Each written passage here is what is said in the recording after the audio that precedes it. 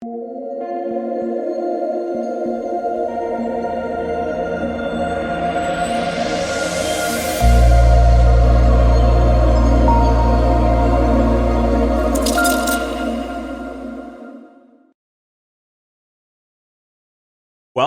we got Cooper Rush versus Daniel Jones. It literally can't get any worse than the game that I watched tonight.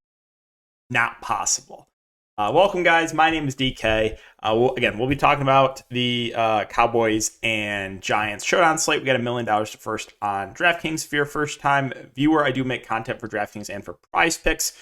If you are a first-time user on Prize Picks, you can use my code DKDFS for a 100% match up to $100. Went 4 for 5 on the main slate today. The last two main slates, 9 of 10 overall, so it's been really, really good. Unfortunately, the one free pick that missed, or I gave 2 free picks, one missed, Jahan Dotson, so I was a little bit unfortunate. But again, 4 for 5 overall. Again, if you're a new user, use the code DKDFS for a 100% match up to $100. If you guys are looking for more in-depth content, you can check out my Patreon linked down below. Also had a great main slate. I went with Mahomes stack, cash in tournaments with Montgomery getting injured. Would have been a much bigger day if he didn't get injured. Also, Kelsey dropped 2 touchdowns. So, and he caught one of those. Like I said, it could have been a much, much bigger day. But, let's recap Thursday because Thursday's showdown slate. Thursday's showdown slate ended in excruciating pain. One of the worst beats of my life.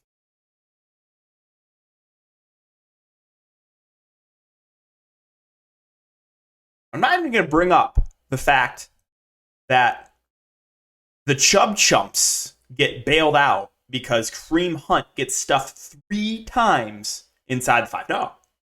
Not going to bring that up at all. I had Kareem Hunt in the captain. Had he scored at any of those 3 attempts, I would be close to first in every contest, winning thousands of dollars. No. And Chubb, way over-owned, 70% owned. Again, to bail out the Chubb Chumps, we're not even going to bring that up. Because even though the Chubb Chumps got bailed out, it was still going to be a good night for me. Right? Still going to win $350. Pretty solid night, right? Pretty solid night. Needed the game to end. I don't know how that one play before got called. They called it short, so they punted it. Got stuffed at like the 5-yard line. I'm like, all right. The only possible way I lose is if the massive chalk Browns D somehow get a touchdown in this last play for the fish at 50% ownership. I'm going to show you this. My tournament, 50% Browns D. The only way I lose in the last play of the game is that the Browns D comes up with a touchdown.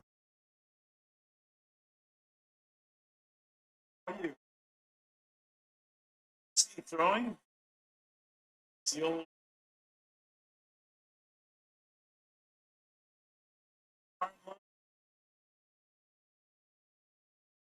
Browns are good right there. That's all you see.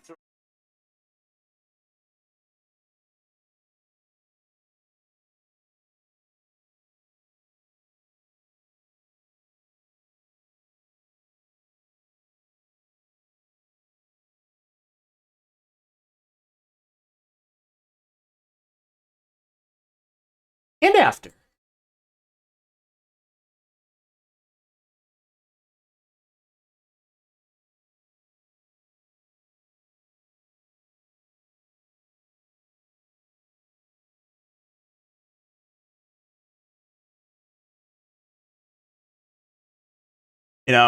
I had to go for a walk. I woke up. I had to go for like a 30-minute walk just to kind of process what happened after this game.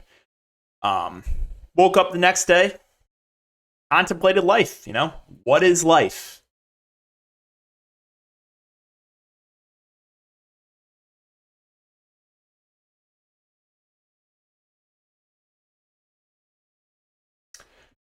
All right, Cowboys and Giants. So, like I said, cannot get any worse than the game that we watched tonight. But we got a 39 over under. The Giants are currently 1-point favorites. So we'll start off on the Dallas side. CeeDee Lamb, 10.2K. I mean, is their clear wide receiver one, 11 targets through 2 weeks. That's no real surprise. I think he's good play in both formats. He's going to play a majority of the game. Played 58 of the 61 snaps. Yeah, not a lot of bad things to say from CeeDee other than he's relatively expensive, but I think it's warranted. So yeah, he looks good at the top. Cooper Rush, 9.6. He's a game manager. He's not a great quarterback, but he's not bad for being a backup quarterback. Like, he can still get it done. I think he's a fair play. I think, Daniel Jones maybe looks a little bit better. Daniel Jones also a little bit of rushing upside, but I do think Cooper Rush comes in at less ownership. So maybe for tournaments, you can look to Rush over Daniel Jones. I also don't mind playing both quarterbacks together. We saw on Thursday, the quarterbacks are relatively low owned. So, I mean, they're always safe plays, right? The quarterbacks are always safe plays in the showdown slate. So he's fine. Zeke Elliott, 8.4, Pollard at 8.2.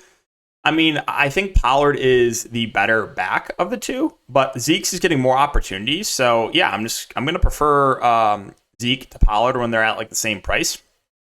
Pollard did have 7 targets though through the passing game, which is good to see. But yeah, I'm going to prefer Zeke slightly to Pollard. If you take a look at snaps, you saw 41 snaps for Zeke, 24 for Pollard. So yeah, Zeke is just the more optimal play of the two. Doesn't make Pollard out of play. But when they're that close in price, I'm just going to lean Zeke over Pollard straight up. Now, this is where the slate gets interesting. I kind of like this slate for tournaments because there's a lot of uncertainty. Like, I like slates like this when there's some uncertainty. Michael Gallup, 7.4. So he practiced in full on Friday. I'm expecting him to go. He is their wide receiver too.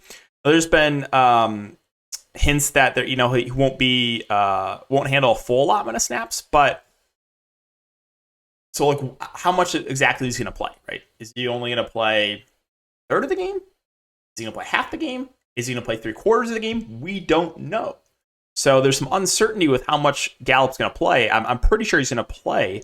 Definitely not a cash game play, but viable for tournaments. And maybe he just comes out and plays 75-80% of snaps. If that's the case, again, I think he's a solid GBP play, which also makes Noah Brown a lot riskier, right? So I think with Brown and Gallup, I probably don't play these guys together. If you think that Gallup's going to play a lot, then maybe you don't look to Noah Brown. If you think they're going to limit Michael Gallup, I think you can play Noah Brown. So, I mean, I guess it's possible both could get there, but for me, I probably wouldn't play both these guys together. And then a pretty big piece of injury news is Dalton Schultz is questionable. He didn't practice on Friday. He was there for Saturday, but it was only a walkthrough. So this is massive, massive news for the knee because Schultz is a guy that's going to play a majority of the game. And we know, he is a safety blanket for the Dallas quarterbacks. He played 55 of the 61 snaps. So that can open up a lot of value if he misses. Now, if he plays, I think he's a pretty safe play, Dalton Schultz. If he misses, we'll talk about a couple tight ends here in a bit. Cowboys D at 4-6. They're fine. I mean, if it's a super low scoring game like the game tonight, there's a good chance that the defense is going to be in the winning lineup. I just, when you have a slate that happens tonight that was 11-10, just absolutely no offense, I'm just not going to win those slates. They happen a couple times a year in the showdowns. Congrats to the winners. Congrats to the defense droolers. I'm just not going to win those slates. So Cowboys D is fine. Brett Maher, also a decent value play. We know the kickers are safe values on the showdowns. Semi Fioco at 2.4. I don't think it's going to play. If you take a look at the snaps last week for Dallas at wide receiver, outside of Brown and CeeDee Lamb played a majority of the game. You saw 6 snaps for Fioco, 5 for Turpin. You did see 21 for Houston, but he got released. So I mean, maybe you see a couple snaps for Fioco or Turpin, but I don't think it's really necessary to go there. Where things get interesting here are these tight ends, both min price. Jake Ferguson, $200. And Hendershot is $200. So, taking a look at the snaps last game, you did see a decent chunk of snaps for Jake Ferguson. Played 34 snaps, was out there in 8 passing plays. And then Hendershot didn't play much. He played 7 snaps, but was out there for 4 passing plays. So, I think both these guys would look good in Ferguson and Hendershot. For what we've seen through the first couple of weeks, I mean, just in the limited snaps that Hendershot's been out there, he's looking to be more of the pass catcher, but Jake Ferguson's also a solid pass catcher too. So If there's no Dalton Schultz, I think both guys are firmly in play. If Dalton Schultz plays, you can still look to a Ferguson at the flat min price $200. Again, he hasn't had a target yet, but he played a good chunk last game. And yeah, that's it for Dallas. Let's move on to the Giants. So Saquon Barkley, 11-8. Very safe play. I mean, he's just a true bell cow. You rarely see this in the NFL nowadays, but if you take a look at last game, Saquon played 61 of the 73 snaps. You saw 2 snaps for Antonio Williams, 1 for Brightwell, and 11 for Breida. So yeah, he's going to be out there a ton. He is involved in the passing game. I think he looks great in both formats. The only issue is he's going to be popular and he's expensive, but yeah, Saquon, I don't have to tell you he's a good play. Daniel Jones, a 9-4. So again, does have a little bit of rushing upside where he's seen 21 and 25 yards in the ground through 2 games. So for those reasons, I think he looks like the slightly more optimal quarterback play, but I also think he's going to come in at more ownership than Cooper Rush. So for tournaments, again, could you make the argument to go Rush over Jones? Yeah, and you can definitely play both too. They're relatively cheap. I just think Jones looks a little bit better, a little bit safer because of that rushing upside. A wide receiver, this is another one. Big question mark for the Giants, right? Last game, Kenny Golladay barely played. That could definitely change this week. So a lot of questions with what are the Giants going to do at wide receiver? Again, if you take a look at last game, Kadarius Toney and Richie James split the slot wide receiver snaps, but Kadarius Toney is out. And then out wide, you saw David Sills play 67 of the 73 snaps, and Sterling Shepard play 64 of the 73. Kenny Golladay played 2 snaps. Darius Slayton played 4. So that doesn't mean it's going to happen again. You could see Golladay play more this game. He said he was non-committal about requesting a trade. So we don't know exactly what's going to happen. I mean, if you look at the depth chart, they do have Golladay far down, right? You have Shepard 1, Sills 2, Richie James 3, and then you have Golladay 6 and Slayton 7. So Golladay at the moment, nothing more than a dart throw. But would I be surprised if Giants start the game and Golladay starting a wide receiver? No. So like you can take a shot on him for tournaments. I do think Shepard, is relatively safe. I don't really think if Golladay plays more, I don't think it's going to affect Shepard. I think it would more affect Sills. So I do like Shepard. Again, 10 targets last week. He is probably your safest Giants wide receiver. I also like Richie James in the slot, though. So 6 targets back-to-back weeks. We don't have Kadarius Toney, who was splitting slot snaps with Richie James. So Toney out of there. I think James is going to play a decent chunk in the slot. Now, again, the Giants can do a lot of things, right? Sterling Shepard played in the slot last year. They could very easily just shift Shepard to the slot, start Golladay out wide with like Bills. Like they could do a lot of different things. Right? That's why there's a lot of uncertainty here. But if we do get a game where Richie James is playing a decent chunk in the slot at 5.4K, I think he's a fine option. And then David Sills played a ton. He did only have 3 catches and 4 targets, but I think he's also a viable option. So the Giants, again, there's a lot of question marks here at wide receiver and what exactly they're going to do. If we go based off last game, James and Sills are both pretty good point per dollar values. Tight end. So Daniel Bellinger only had 1 catch, but it was a touchdown. He did play a lot more this week than last week. They played 42 of the 73 snaps. Was out there on 21 passing plays. So he's a fine option, but he hasn't been super involved in the offense through 2 weeks. Graham Gano, same thing I'll say about the Cowboys kicker. Safe value. We know the kickers are fine options. The Giants defense at 3.8K.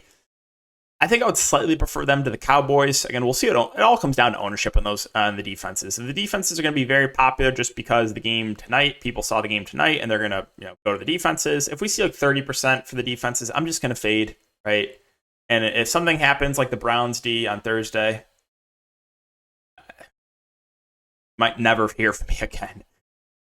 Toney again doubtful, so expecting Richie James to be working out of the slot. As far as the backup running backs go, I mean, Matt Breida is RB2. He's had, 6 carries and 1 target through 2 games. Right now, it's nothing more than a dart throw. You probably need something to happen to Saquon. So, just a dart throw. I'd rather play Breida over Brightwell or who's the other running back? Williams, right? So, if I'm going to take a shot in the backup running back here for the Giants, it would be Breida based on what we've seen from snaps through 2 weeks. And then I do have a little bit of interest in Tanner Hudson. So he played a good chunk week 1.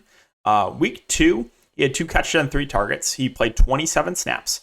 but was out there on a mostly passing plays. So out there on 20 passing plays. So he's a decent pass catching tight end. I mean, we know this from the preseason. We played this guy a lot in preseason DFS over the years. So 1.6K for Tanner Hudson, I think he makes for an okay value option.